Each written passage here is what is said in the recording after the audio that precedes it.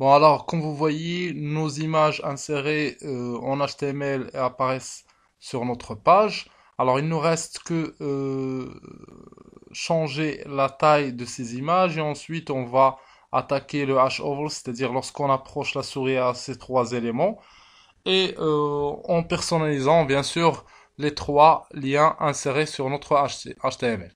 Alors pour cela, je vais me basculer vers mon CSS et je vais lui dire donc nav lang a deux points h over.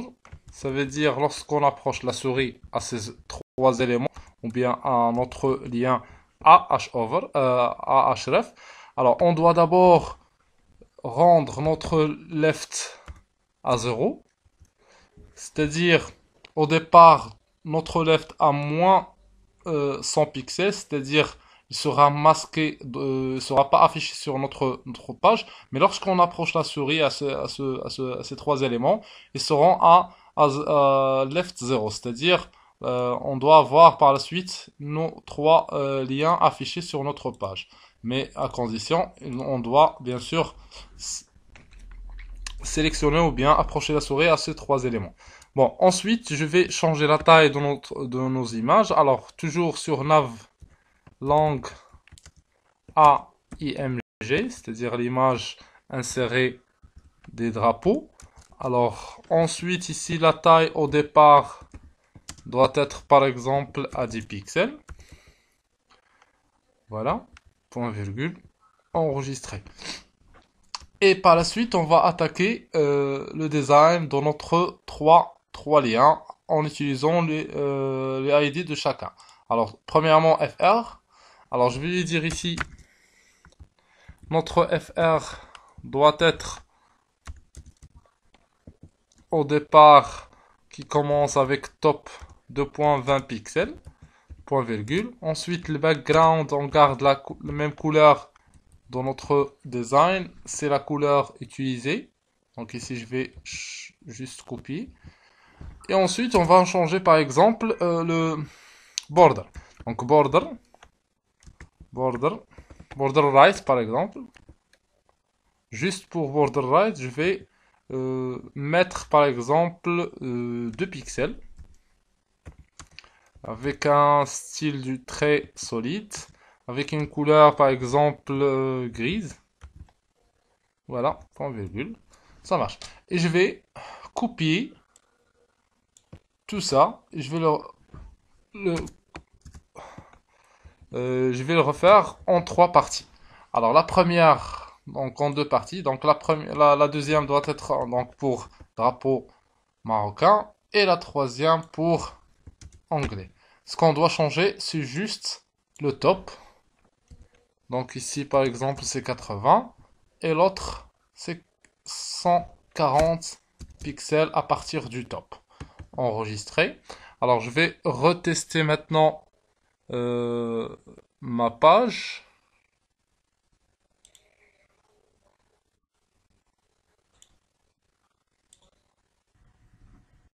Alors vous voyez ici bien sûr notre menu de navigation qui apparaît et c'est beau d'avoir ce genre de menu sur vos pages web et bien sur votre site web.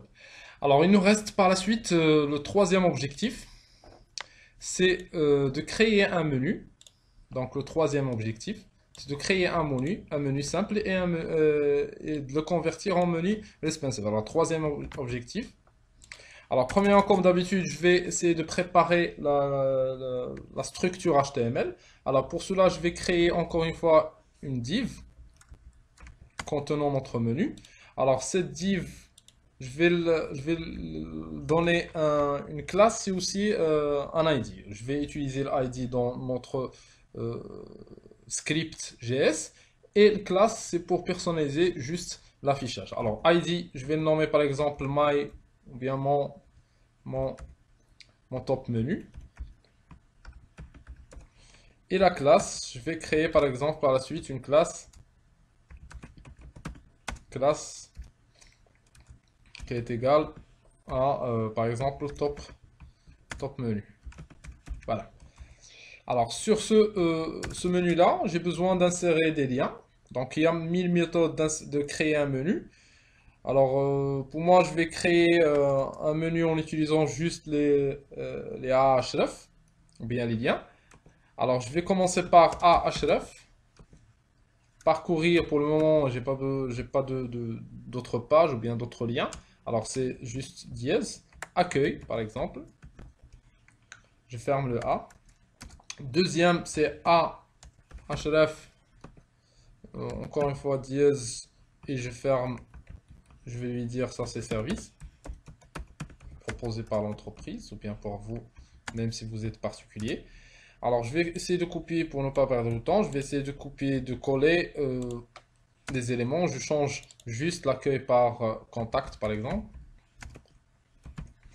Et service par à propos. Voilà. Alors, on a créé notre menu simple. Alors, je vais essayer de personnaliser mon menu en CSS. Alors, d'abord, je vais attaquer la classe top menu. Alors, point top menu. Donc, je vais lui dire que mon top menu, premièrement, ça va être l'alignement de tout ce qui est ici sur mon top menu, ça va être en centre. Alors, text align center, point virgule. Alors, ensuite, je vais lui dire le background color, c'est la même couleur que j'ai utilisé tout à l'heure. Alors, background color, je vais lui dire, bon, c'est de mettre la même couleur. Point virgule. Et si j'aimerais bien, donc je vais lui dire overflow hidden pour le moment. Voilà. Alors, enregistrer. Ensuite, je vais personnaliser les liens dans mon top menu. Alors, je vais lui dire donc point top menu A. C'est-à-dire vous allez trouver un lien créé sur le div top menu, bien la classe div réellement top menu. Alors, premièrement, float, c'est tout ce qui est ici, ça va être en left, ça veut dire c'est de personnaliser l'affichage horizontal. Alors, float left, point virgule. Alors, display, maintenant, ça va être bloc. Ensuite, je vais changer la couleur du texte. Je vais dire toujours même couleur. Et texte align center. Alors, avec un padding de 14 pixels suivi par exemple 16 pixels. Et le text decoration, toujours pour ne pas avoir le soulignement. Alors, text decoration. Non, j'ai pas besoin de soulignement sur notre lien, ou bien les éléments sur lesquels on clique pour afficher le lien. Alors, font size par la suite du texte. La taille du texte, ça va être par exemple 16 pixels, si vous désirez, point virgule. Voilà. Alors, ensuite, je vais personnaliser top menu Ahref. H over, c'est-à-dire lorsqu'on approche la souris à notre élément. A. Alors, qu'est-ce qu'il va faire? Il va changer par la suite le background color et la couleur. Si vous désirez plus, vous pouvez faire. Pas de problème. Alors, background color, je vais choisir la couleur suivante. Point virgule. Et la couleur du texte, ça va être, par exemple, même couleur. Bon, je garde. Voilà. Point virgule. Enregistré. Alors, je vais essayer quand même de tester. Actualiser. Donc, je vois ici. Voilà. Donc, vous voyez. Alors, lorsque j'aimerais bien, par exemple, changer la transition ou bien l'affichage, lorsqu'on approche la souris, l'affichage de l'autre couleur avec un dégradé. Alors, pour cela, je vais ajouter seulement un élément ici, transition, avec 2 secondes par exemple. Et vous allez voir la différence entre celui-là, actualisé, et celui-là. Vous voyez? Donc, c'est beau. Très bien. Alors, qu'est-ce qu'il nous reste par la suite? Il nous reste de rendre notre menu responsive. Alors, pour cela, je vais créer un autre lien sous forme d'icône qui ne sera affiché que lorsqu'on change le support. C'est-à-dire, on doit afficher par exemple, dans mon exemple ici, on doit, lorsqu'on change la taille dans notre page web, on doit afficher un autre lien, ou bien un autre petit bouton contient une icône, et ça peut être aussi contient un petit titre pour afficher notre menu en mode responsive. Alors, pour cela, je vais d'abord créer une classe en CSS, toujours en gardant notre top menu.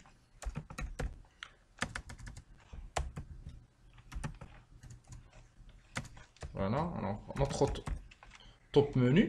Et ensuite, je vais créer quand même une autre classe icône sur lequel je vais appliquer un display none. Alors, je vais lui dire ici display none. Voilà. Alors, ensuite, je vais créer en mode responsive. Ou bien, avant tout, je vais appeler la classe que je viens de créer. Alors, sur mon div top menu, je vais essayer de créer un autre lien qui ne sera pas affiché lorsqu'on ouvre notre fenêtre en mode sur une machine, mais lorsqu'on change la dimension de notre affichage. Alors, je vais lui dire ici à href.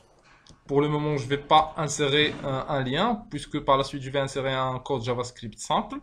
Et la classe qui sera appliquée sur ce lien, c'est la classe icon. Alors, icon. Voilà, ça marche. Voilà, je ferme mon A. Et ensuite, je peux par exemple mettre ici menu pour que je puisse afficher mon menu. Sinon, je vais mettre par exemple un code qui commence par and dièse 9776. Vous pouvez changer ce code-là. Il va vous afficher les 3 tirets qu'on voit tout le temps sur les modes responsive. C'est cette petite icône. Alors, voilà. Alors, ensuite, je vais essayer d'appliquer un style correspond à notre page ou bien à notre page en mode lorsqu'on on ouvre cette page sur un téléphone portable ou bien une tablette. Alors je vais commencer par @media screen and je vais lui dire ici le maximum, donc le max width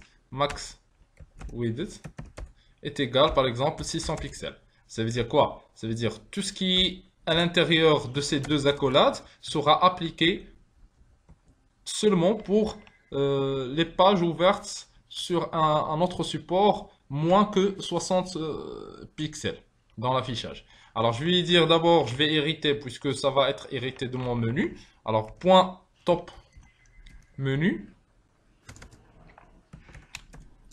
Ensuite, je vais appliquer un style sur le ahref, alors c'est-à-dire le lien A, 2 points, et je ne vais pas appliquer mon style sur le premier lien, c'est-à-dire sur celle-là. Je vais annuler celle-là et je vais appliquer mon style seulement pour le reste de mon menu. Alors pour cela, je vais utiliser not first, encore une fois 2 points, first child.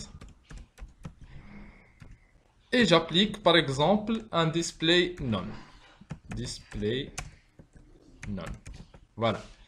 Alors ensuite, toujours sur notre top menu, sur A et maintenant sur l'icône que je viens de créer, je vais appliquer un autre style qui commence par float. Alright, maintenant, point virgule. Et display, ça va être maintenant none, ça va pas être none, ça va être bloc. Alors, display, bloc. Voilà, point virgule. Alors, ensuite, je vais recréer un autre une autre média. Alors, média toujours screen and la même chose. Alors, and max width 2.600 pixels. Alors, qu'est-ce que je vais lui dire maintenant? Donc, je vais lui dire de récupérer mon top menu. Puis, je vais créer un autre classe. Non, je vais le nommer par exemple responsive. Voilà. Et je vais appliquer sur cette classe une position relative. Point virgule. Et ensuite, sur toujours mon top menu, sur responsive que je viens de créer, et sur maintenant l'icône créée tout à l'heure, je vais appliquer un autre style qui sera au départ comme position absolue par rapport à notre div. Et right top, ça va être 0. Alors, right 0, point virgule, top, 2 points, c'est 0. Point virgule. Alors, ensuite, je vais recréer encore une fois un autre style sur top menu. Point responsive, voilà, j'ai par exemple ici, je l'ai nommé responsive. Ensuite, sur A, je vais appliquer quoi? Sur le lien, je vais appliquer ce que je veux. Par exemple, premièrement, le float doit être none. Et le display, bien sûr, c'est obligatoire, doit être bloc. Et enfin, text align, par exemple, left. Vous pouvez ajouter ce que vous désirez par la suite sur ce style, puisque tout ce qui est saisi ici, ça va être appliqué seulement sur les pages inférieures à 60 pixels en largeur. Voilà. Alors j'enregistre et je vais créer mon script. Alors, mon script, je vais vous faire un rappel. Pour créer une fonction en JavaScript, je commence toujours par function. Le nom de la fonction, par exemple, menu responsive, voilà, qui sera comme paramètre vide. Et je vais créer les deux accolades et à l'intérieur, je vais mettre un code. D'abord, je vais essayer de déclarer une variable et en JavaScript, pour déclarer une variable, on commence par var, par exemple R, qui est égal à document, c'est-à-dire le document HTML ou bien la page HTML liée à mon script, point get element by ID, ça veut dire vous allez faire une recherche dans mon index HTML et vous allez récupérer l'ID, mon top menu. Voilà. Alors c'est ici que je dois mettre mon script. Alors ensuite, je vais faire un test. Si l'élément R.class name est égal top menu, vous allez changer ce dernier en responsive. Voilà. Alors, R toujours, point class name, ça va être initialisé et ça va être initialisé par responsive. Voilà, point virgule. Sinon, qu'est-ce que vous allez faire? Vous allez retourner vers mon top menu. Alors, R.class name est égal maintenant top menu. Ça marche. Alors ensuite, je vais essayer de récupérer ou bien de faire appel à cette fonction dans ma page HTML. Alors, où? C'est certainement dans le lien que je viens de créer tout à l'heure. Alors ici, je vais lui dire, lorsqu'on clique sur cette icône, alors on clique, qu'est-ce que vous allez faire? Vous allez appeler la fonction menu responsive et vous allez me rediriger vers une fonction vide. Je vais lui dire ici JavaScript, deux points, vous allez utiliser la fonction principale void 0. Alors, enregistrer. Alors je vais essayer quand même de tester. Alors, voilà. Bon, le bouton n'apparaît pas. Alors certainement il y a un oubli de quelque chose. Alors je vais vérifier mon style. Ça marche. Alors mon script. Ah, bien sûr. Alors, j'ai utilisé la fonction si ici. Donc, if une condition est vérifiée est vraie, alors il va exécuter une action. Sinon, il va exécuter une autre action. Alors, où se trouve sinon? Et j'ai oublié de faire else. Else ici, entre les accolades, je vais essayer de exécuter l'action numéro 2. Alors, enregistrer. Je vais refaire le test, actualiser. Alors maintenant, je vais... Ah, ça marche, voilà. Donc, ça marche. Donc, vous voyez, ça marche très bien. Voilà. Alors, je vais... voilà. Ça marche. Ici, ça marche très bien. Le JavaScript aussi, ça marche très bien. Alors, je vais vérifier. Alors, je vois il manque ici une transition. Alors, sur mon navigateur nav menu à href, alors je vais essayer d'ajouter ici une transition de 2 secondes par exemple. Voilà, point virgule, enregistré, je vais retester. Voilà maintenant, ça marche. Ça marche très bien. Voilà, mon menu marche très bien. Alors, j'ai fini ce petit tuto. Alors, bien sûr, à la prochaine, n'oubliez pas d'ajouter, par exemple, si vous désirez ici, menu, par exemple, enregistrer, actualiser. Voilà, le menu apparaître. Alors, vous pouvez aussi changer le code, c'est-à-dire si je change ici, par exemple, bon, je vais essayer de changer 6 par 7, actualiser. Je vois ici un petit changement, sinon je vais, bon, ajouter ici 9, par exemple, actualiser. Voilà, il y a un autre changement d'icône. Et merci pour votre attention.